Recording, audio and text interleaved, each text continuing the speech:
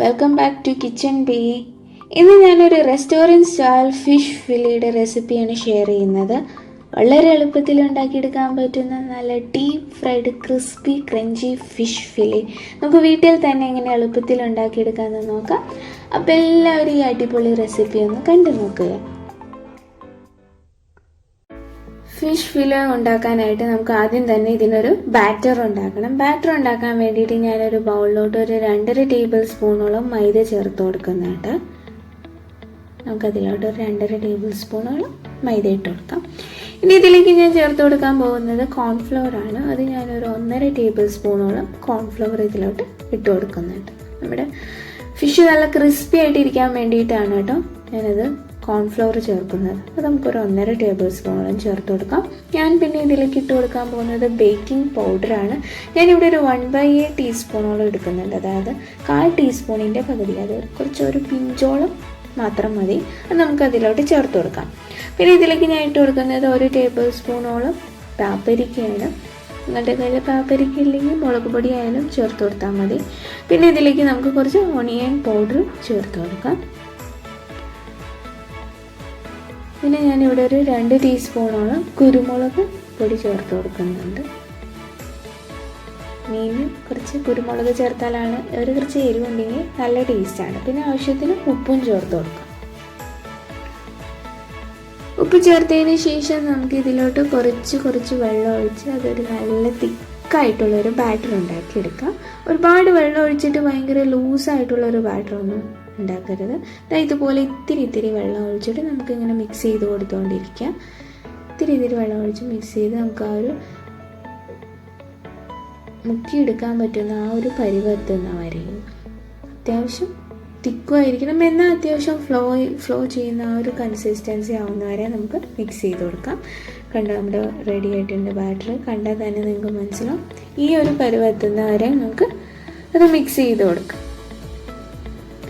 പിന്നെ ഞാനിവിടെ എടുത്തിരിക്കുന്നത് നെയ്മീനാണ്. ഇവിടെ ഒരു 200 ഗ്രാമോളം നെയ്മീൻ എടുത്തിട്ടുണ്ട്. അത് നമുക്കിതാ ഇതുപോലെ തിന്നായിട്ടുള്ള സ്ട്രിപ്സ് ആയിട്ട് മുറിച്ചെടുക്കാം. ഫിഷ് ഫിലെ കഴിച്ചിട്ടുള്ളവർക്കൊക്കെ അറിയാൻ പറ്റും, നല്ല സ്ട്രിപ്സ് ആയിട്ടാണ് അതിരിക്കുന്നത്. മീനാണെന്ന് തോന്നില്ല കഴിക്കുമ്പോൾ. ആ ഒരു രീതിയിൽ നല്ലപോലെ തിന്നാക്കി വേണം നിങ്ങൾ മുറിച്ചെടുക്കാനായിട്ട്. മുറിച്ചതിന് ശേഷം ഇതുപോലെ ടിഷ്യൂവിൽ നമ്മളിങ്ങനെ നിരത്തി വെച്ചിട്ടുണ്ട്. അതിലുള്ള വെള്ളമൊക്കെ നല്ലപോലെ വറ്റി അതൊന്ന് ഡ്രൈ ആയിട്ട് ഇരിക്കാൻ വേണ്ടിയിട്ടാണ് നമുക്കിത് ഓരോന്ന് മുറിച്ച് ടിഷ്യൂവിൽ ഇങ്ങനെ നിരത്തി വയ്ക്കാം. കണ്ടില്ല, വളരെ തിന്നായ സ്ലിപ്സായിട്ട് അവിടെ മുറിച്ച് വെച്ചിട്ടുണ്ട്. എന്നാൽ ഇവിടെ ടിഷ്യൂവിൽ നിരത്തി വെച്ചിട്ടുണ്ട്. അതിനുശേഷം വേറൊരു ടിഷ്യൂ വെച്ചിട്ട് ഇതുപോലെ നന്നായിട്ട് പാറ്റ് ചെയ്ത് കൊടുക്കുക. അതിൽ മുകളിലുള്ള വെള്ളം എല്ലാം ഒപ്പിയെടുത്ത് കളയുക. എന്നിട്ട് നല്ലപോലെ ഡ്രൈ ആയിട്ട് അതെടുക്കാൻ. അങ്ങനെ ചെയ്താൽ മാത്രമാണ് നമ്മൾ ഉദ്ദേശിക്കുന്ന പോലെ ആ സ്ട്രിപ്സിന് ഒരു ടേസ്റ്റ് കിട്ടുള്ളൂ. ആ ഫിഷ് ഫിലേക്ക് നമ്മൾ ഉദ്ദേശിക്കുന്ന റെസ്റ്റോറൻറ്റിലൊക്കെ കിട്ടുന്ന ആ ഒരു ടേസ്റ്റും ആ ഡ്രൈ ആയിട്ടാണ് ക്രിസ്പി ആയിട്ടിരിക്കണമെങ്കിൽ ഇങ്ങനെ ചെയ്യണം. അപ്പോൾ ഇത് നല്ലപോലെ വെള്ളം കളഞ്ഞതിന് ശേഷം ഞാൻ ഇവിടെ ഒരു പ്ലേറ്റിൽ നിരത്തി വെച്ചിട്ടുണ്ട്. ഇതിലേക്ക് നമുക്ക് കുറച്ച് ഉപ്പും കുരുമുളകും ഇതുപോലെ വിതറി കൊടുക്കാം. നന്നായിട്ട് ഉപ്പും കുരുമുളകും മീനിലോട്ട് പിടിക്കാൻ വേണ്ടിയിട്ടാണ് അതിൻ്റെ മുകളിൽ കൂടെ ഇതുപോലെ സ്പ്രിങ്കിൾ ചെയ്ത് കൊടുക്കുന്നത്. നിങ്ങൾ ആവശ്യത്തിന് ഉപ്പും ആദ്യം സ്പ്രിങ്കിൾ ചെയ്ത് കൊടുക്കുക. അതിന് ശേഷം നമുക്ക് അതിലോട്ട് കുറച്ച് കുരുമുളക് പൊടിച്ചതും കൂടെ ഇതുപോലെ സ്പ്രിങ്കിൾ ചെയ്ത് കൊടുക്കാം. നെയ്മീൻ തന്നെ വേണമെന്നില്ല കേട്ടോ, സാൽമണോ ട്യൂണോ അങ്ങനെ എന്തെങ്കിലും ഒരു ഫിഷ് മതി. മീനില്ലാതെ ഇതുപോലെ സ്ട്രിപ്സ് ആയിട്ട് മുറിച്ചെടുക്കാൻ പറ്റുന്ന ഏത് മീൻ വേണമെങ്കിലും നിങ്ങൾക്ക് യൂസ് ചെയ്യാവുന്നതാണ്. ഇവിടെ ഞാനൊരു പ്ലേറ്റിലോട്ട് കുറച്ച് കോൺഫ്ലവർ എടുത്തിട്ടുണ്ട്. നമ്മുടെ ഉപ്പും കുരുമുളകും ഇട്ട് വെച്ച മീൻ ഞാനൊരു 10 മിനിറ്റോളം വെച്ചിരുന്നു. അത് നമുക്കിതാ ഇതുപോലെ മാവിലൊന്ന് കോട്ട് ചെയ്തെടുക്കാം. നമ്മുടെ മൈദയിൽ മുക്കി പൊരിക്കുമ്പോൾ ആ മാവ് ഇങ്ങനെ വിട്ടു പോരാതിരിക്കാൻ വേണ്ടിയിട്ടാണ് കേട്ടോ നമ്മൾ കോൺഫ്ലവറിൽ മുക്കി പൊരിക്കുന്നത്. അങ്ങനെ ചെയ്തിട്ടുണ്ടെങ്കിൽ നമ്മുടെ ആ മാവ് ഇങ്ങനെ വിട്ട് പോരത്തില്ല. സാധാരണ ഈ എണ്ണയിൽ പൊരിക്കുമ്പോൾ മൈദ ഇങ്ങനെ വിട്ട് പോരില്ല. അത് ഒഴിവാക്കാൻ വേണ്ടി അങ്ങനെ ചെയ്യുന്നത്. ഇതിന് ഞാനൊരു ഡിപ്പ് ഉണ്ടാക്കുന്നുണ്ട്. അതിന് വേണ്ടിയിട്ട് നമുക്കൊരു വൈറ്റ് സോസ് ഉണ്ടാക്കാം. അതിനായിട്ട് ഞാനൊരു ബൗളിലോട്ട് കുറച്ച് വെളുത്തുള്ളി ഗ്രേറ്റ് ചെയ്തിട്ടുണ്ട്. ഒരു വെളുത്തുള്ളിയോളം ഗ്രേറ്റ് ചെയ്തിട്ടിട്ടുണ്ട്. അതിലേക്ക് നമുക്കൊരു 2 ടേബിൾ സ്പൂണോളം മയണൈസ് ചേർത്ത് കൊടുക്കാം. മയണൈസ് ഇട്ട് കൊടുത്തതിന് ശേഷം ഞാൻ ഇതിലേക്ക് 1 ടേബിൾ സ്പൂണോളം തൈര് ചേർത്ത് കൊടുക്കുന്നുണ്ട്. ഇതെല്ലാം ഇട്ടതിന് ശേഷം നമുക്കിത് നന്നായിട്ടൊന്ന് മിക്സ് ചെയ്ത് കൊടുക്കാം. ഇതിലെ കട്ടകളൊക്കെ കളഞ്ഞ് നല്ലൊരു തിക്ക് വൈറ്റ് സോസ് ഉണ്ടാക്കിയെടുക്കുന്നവരെ മിക്സ് ചെയ്തെടുക്കാം. ഈ സോസ് തന്നെ ഉണ്ടാക്കണമെന്നൊന്നും ഇല്ല കേട്ടോ, നിങ്ങൾക്ക് ഇഷ്ടമുള്ള എന്തെങ്കിലും ഒരു ഡിപ്പ് യൂസ് ചെയ്യാം. കോൾസ്ലോ ഉപയോഗിക്കുന്നവരും ഉണ്ട് ഫിലയുടെ കൂടെ.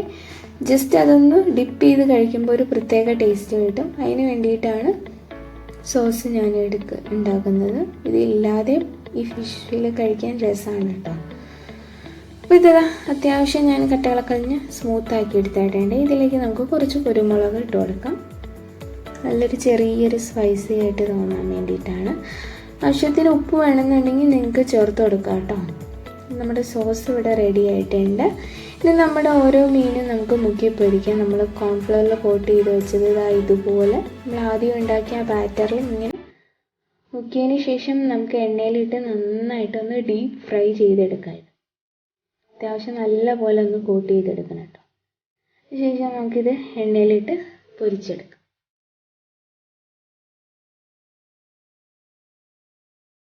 ഇതേപോലെ എല്ലാ മീനും നമുക്ക് പൊരിച്ചെടുക്കാം.